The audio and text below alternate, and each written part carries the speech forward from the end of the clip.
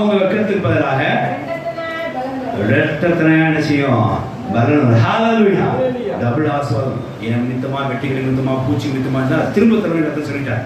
அது எப்படி திரும்ப தருவாராம்? இந்த வசன பிரகாரம் டபுளா தருவார். கிறிஸ்து நிமித்தம் நீங்க ஏதாவது விட்டுட்டீங்கன்னா, கிறிஸ்து நிமித்தம் ஏதாவது கொடுத்தீங்கன்னா, கிறிஸ்து நிமித்தம் மேற்கொண்டு பாடல்கள் இருந்துச்சுன்னா கர்த்தர் உங்களை அதை என்ன செய்வார்?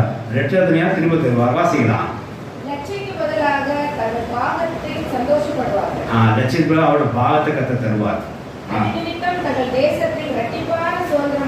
ஆமென். ஹalleluya. பெரிய சுதந்திரங்க உண்டாகும் என்று சொல்லி பார்க்கிறோம். இது எப்போ தெரியுமா?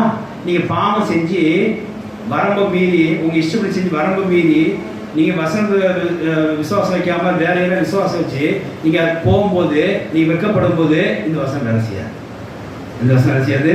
வெட்கத்துக்கு டபுளா சொல்லியிருக்கார் ஆண்டவர் அப்படின்னு வேலை செய்யாது. எப்போ வேலை செய்யும்?